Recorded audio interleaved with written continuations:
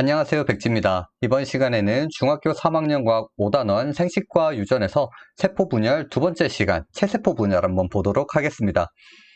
먼저 체세포와 생식세포를 먼저 볼 건데, 우리 앞의 시간에서도 체세포라는 단어와 생식세포라는 단어를 꾸준히 이야기를 했습니다.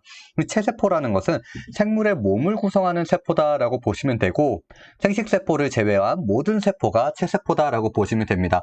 그러면 생식세포가 무엇이냐?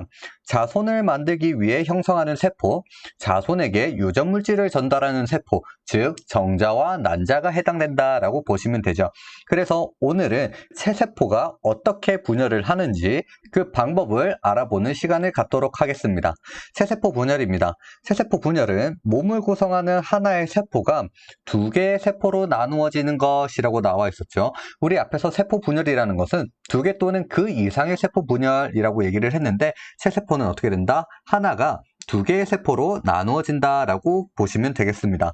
그래서 두 번째 체세포 분열 과정에서 보면 핵분열이 먼저 일어난 후에 세포질 분열이 일어난다라고 보시면 되겠습니다.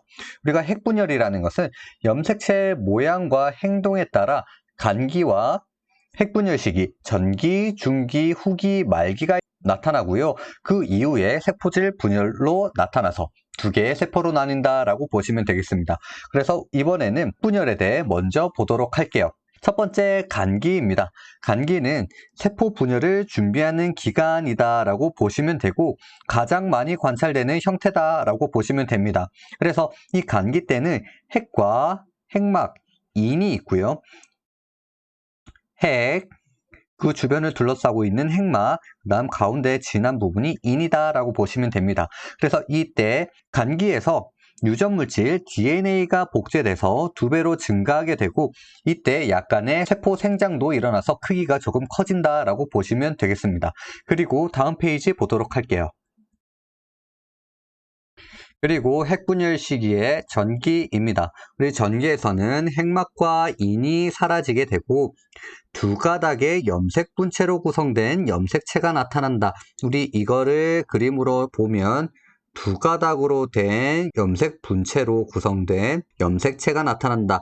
우리 이 하나를 전체적으로 염색체라고 얘기를 했고, 이 각각의 하나를 염색 분체라고 얘기를 했었습니다. 이거 꼭 기억을 해주시고, 그리고 나서 양극의 방추사가 형성되고 점점 길어지게 된다. 지금 위에 있는 것들이 양극으로 이동하게 되고 중앙에 방추사가 점점 길어지게 된다라는 거죠.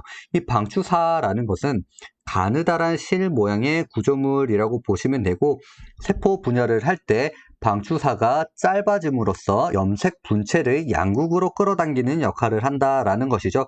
우리 또 방추사는 염색체 중앙에 있는 동원체라는 곳에 결합을 한다라고 얘기를 했었죠. 그리고 중기 한번 보도록 할게요. 우리 중기는 염색체가 세포 중앙에 나란히 배열되는 시기다라는 것을 꼭 기억을 해주시고, 이 그림도 기억을 해주셔야 됩니다. 중기에서 중요한 것은 무엇이냐면, 우리 앞에서 배웠던 상동 염색체 기억나시나요? 상동 염색체라는 것은 모양과 크기가 같은 한 쌍의 염색체다라고 얘기를 했습니다. 하나는 아빠한테서 받았고 하나는 엄마한테서 받았다라는 것입니다.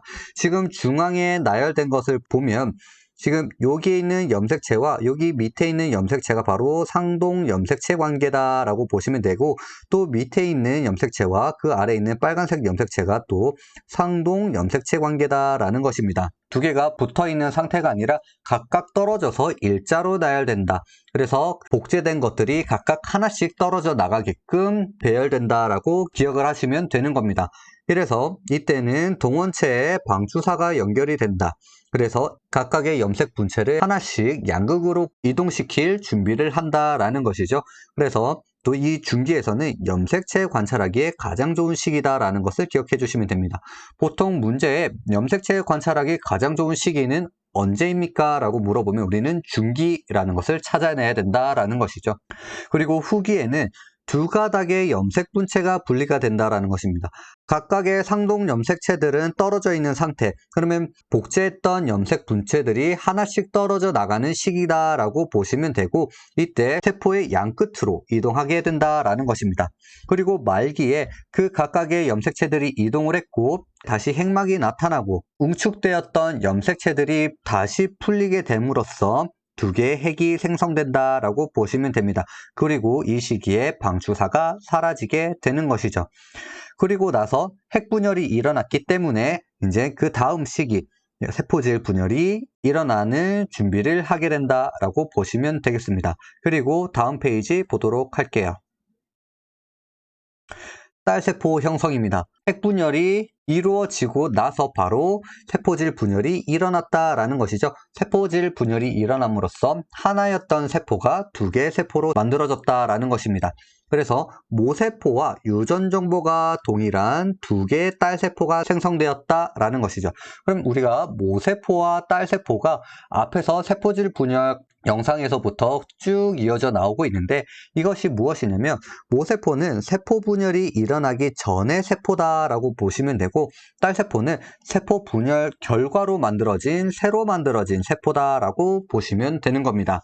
체세포가 일어나는 분열 장소는 동물과 식물의 차이가 좀 나타나게 되는데 동물에서는 몸 전체에서 분열이 일어난다라는 것이죠. 하지만 식물은 생장점이라는 것과 형성층이라는 곳의 특정한 부위에서만 나타나게 된다라는 것입니다. 생장점은 식물이 길게 위로 자라게 해주는 역할을 한다라고 보시면 되고 형성층은 식물이 두껍게 자라게 해주는 층이다라고 보시면 되는 겁니다. 그리고 다음 페이지 보도록 할게요.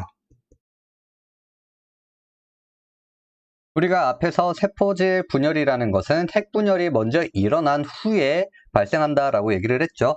그래서 세포질 분열은 핵분열 말기에 세포질이 나누어지면서 두 개의 딸세포를 형성한다라고 했는데 이 세포질 분열도 동물세포와 식물세포가 조금 다르게 나타난다라는 것이죠.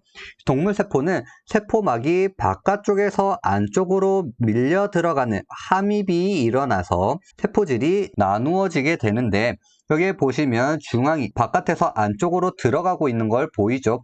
이렇게 일어나면서 나중에 두 개의 딸세포가 형성이 된다. 하지만 식물세포는 동물세포와 다르게 두 개의 핵 사이에 안쪽에서 바깥쪽으로 세포판이 만들어진다라는 것입니다. 지금 중앙에 세포판들이 만들어지는 것이 보이죠? 하지만 안쪽부터 시작해서 조금씩 세포판이 만들어지면서 나중에 새로운 세포벽을 형성하게 된다. 그래서 두 개의 딸세포가 만들어진다라는 것을 기억해 주시면 되겠습니다. 그래서 동물세포와 식물세포의 차이 기억을 해주시고 다음 페이지 보도록 할게요. 그리고 체세포 분열 결과 한번 보도록 하겠습니다.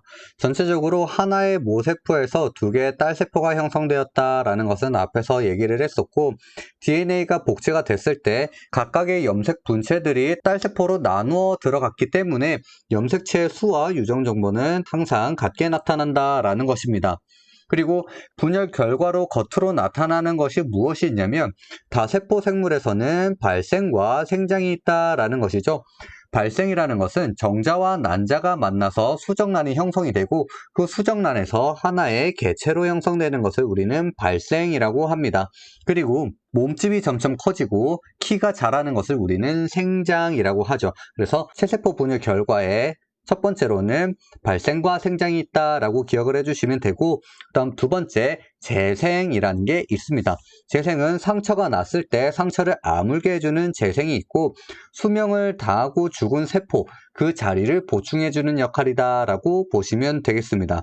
그리고 좀 특이한 것은 단세포 생물의 생식에 해당되는 것이 있다라는 것인데 밑에 보시면 단세포 생물에서의 체세포 분열은 하나의 세포로 이루어진 단세포 생물이 체세포 분열을 통해 모체와 유전적으로 동일한 자손을 생성한다라고 있는 것이죠.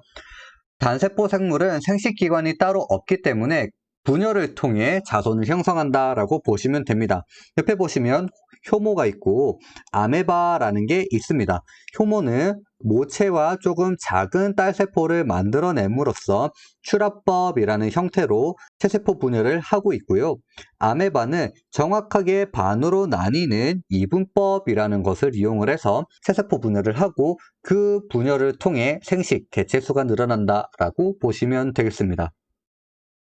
그래서 이번 시간에는 여기까지고요. 다음 시간에는 세포분열 세 번째, 감수분열로 찾아오도록 하겠습니다. 안녕.